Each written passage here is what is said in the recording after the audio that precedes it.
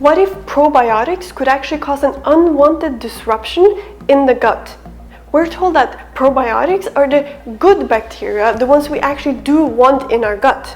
And that probiotics may help with all sorts of digestive issues and maybe even other health problems as well. And it's something more and more people give to their dogs even. However, both we and our dogs already have good bacteria in our gut, don't we? Even without taking probiotics. So is there really a need for probiotics? And could it actually be harmful in certain circumstances? Could it actually disrupt what our bodies already knows to do?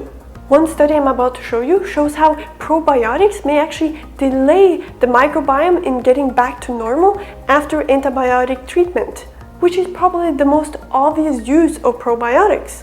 In this video, I'll talk about some important questions to ask before giving probiotics to dogs, reasons probiotics may do more harm than good, as well as one very important yet overlooked thing that impacts the microbiome that may be a much better and healthier way to keep a healthy microbiome.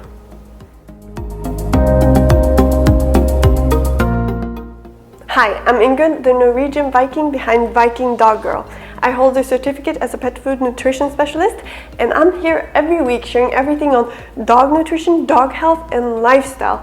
And I do it the Viking way, which means no sugarcoating and no BS. I give it to you straight so that you can help your dog be as healthy, happy, and live as long as possible. Maybe even extend your dog's life by years. So, what are probiotics? They are live microorganisms, like for instance bacteria, that are supposed to provide health benefits by colonizing the gut. The thing is, we already have healthy bacteria in our gut. So, is there really a reason to take probiotics? Will it always have a positive effect? Or could it not only be a waste of money, but maybe even potentially have harmful side effects on the microbiome? Before giving dogs probiotics, it's important to ask certain questions.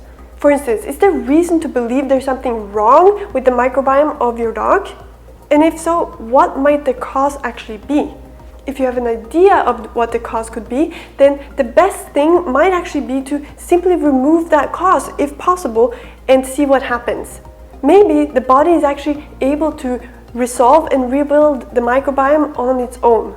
And if there really doesn't seem to be anything wrong with the microbiome, if your dog seems perfectly healthy, is there really a reason to add probiotics?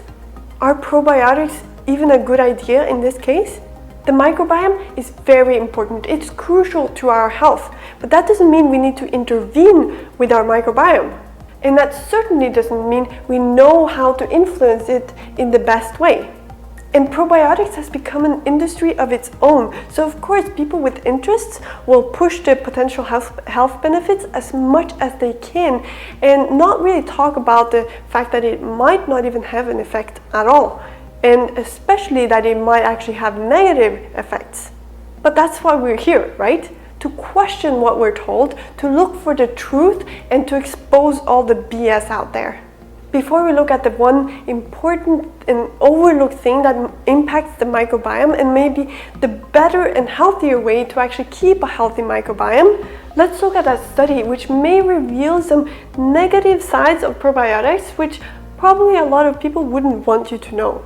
When we take antibiotics, it may affect not only the bad bacteria, but also the good bacteria, the healthy ones, the ones that we actually depend on in our gut. Which means that during the antibiotic treatment, the gut microbiome may suffer, and it's important that afterwards it's able to rebuild and get back to normal. And it may seem like a very good idea to use probiotics to help the microbiome get back to normal. However, what this study found was pretty much the opposite.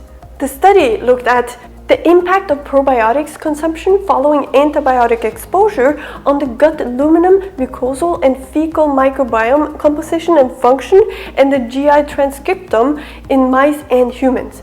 Both mice and humans were treated with broad-spectrum antibiotics and then either were supplemented with probiotics, underwent some sort of fecal microbiome transplantation, or were allowed to spontaneously recover over time.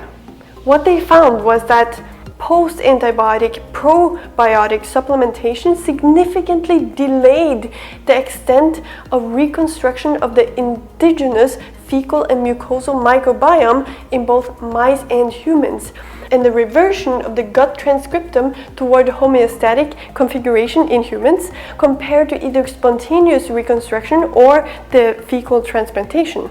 So basically what this says is that the probiotics actually delayed the microbiome in getting back to normal, and it would have been better to not take probiotics and simply leave the body on its own to do its own thing. By the way, if you enjoy this kind of no BS, give it to you straight kind of content on dog nutrition, dog health, and lifestyle, then click the subscribe button and turn on notifications to follow my channel. And remember to follow me on Instagram at VikingIngrid. Now, as we've just seen, even when the microbiome has actually taken a hit from, for instance, antibiotics, it may simply be better to just leave the body alone to do its own thing. The body is remarkable, and it does everything without us even giving it a thought, or our dogs. So really, never underestimate what the body can do on its own. Now, what is that important yet overlooked thing that impacts the microbiome that may be a better and healthier way to actually keep a healthy microbiome? Food. What you and your dog eat has a huge impact on your microbiome. We know this. Studies show that people with very different diets have different microbiomes, and that goes for dogs as well. And it makes sense because the body basically adapts to the food it's being served.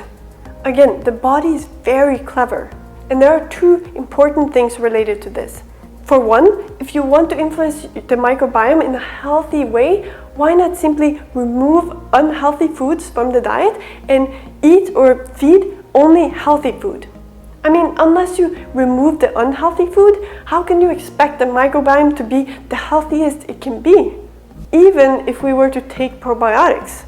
It's like thinking we can become healthy by eating broccoli even when we're also eating a ton of junk food. That's just not how it works. And the second thing I wanted to mention, which I think is super interesting, is what kind of bacteria do you really want in your dog's gut anyway? If the microbiome adapts and changes according to the food we eat, what kind of probiotics do we really want to take or feed our dogs? Does it make sense to feed probiotics that would be beneficial for dogs eating kibble and to feed it to actually dogs that eat fresh food? Or could it actually disturb the microbiome because the gut doesn't even need those bacteria and we have to get rid of them somehow? These questions, I think, are important to ask, yet because of all this hype about the microbiome and probiotics, they're often completely overlooked. Maybe because we would all really like to believe that we could just take a pill and become healthy, I guess, right? The microbiome is crucial, though it's important to remember that the body can do incredible things on its own. And a lot of the time, it may be best to simply feed healthy food and leave the body to do its own thing. And on that note, if you'd like to learn some of the biggest issues with dog food and how it may affect our dog's health, and how you may instead want to feed a homemade diet that's actually super nutritious and healthy, then you might want to check out the Viking Dog Diet System. Based on science, this system shows you step by step how to feed an all-natural, highly nutritious, real food homemade diet to dogs in a simple way, including meal examples and even how to transition your dog to such a new diet. If you'd like to check it out and also see some of the amazing transformations of other dogs who've actually transitioned their dog to an all-natural diet, then you should head over to vikingdogdiet.com right now. I hope you enjoyed this video, and if so, then give it a thumbs up and share it so we can help more dogs become as healthy and happy as possible. Give your beautiful dog a hug for me, and I'll see you next time. Bye.